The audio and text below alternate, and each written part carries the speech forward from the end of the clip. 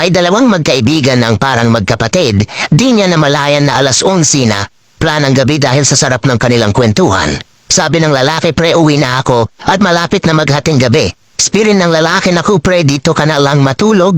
Kasi pag ganitong oras maraming nagpapakita dyan sa sementeryo. Sabi ng lalaki, di pwede pre kasi pagagalitan ako ng asawa ko. Buti na lang may naisip yung kaibigan niya.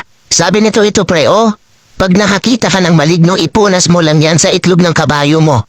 Binigyan siya ng 10 sili na sobrang anghang kasi kabayo pa noon ang sasakyan. Nang papalapit na siya sa sementeryo, nakakita siya ng white lady at saka aswang. Ito ay papalapit sa kanya, buti na lang naiisip niya ang bigay ng kaibigan niyang sili. Bumaba siya sa kanyang kabayo at pinunasan niya ng 7 sili ang itlog nito. At biglang tumakbo ng matuli ng kabayo sa hapdi at iniwan siya ng kabayo. Dahil iniwan siya ng kabayo, buti na lang may natira pang sili kaya inilagay niya rin ito sa kanyang itlog.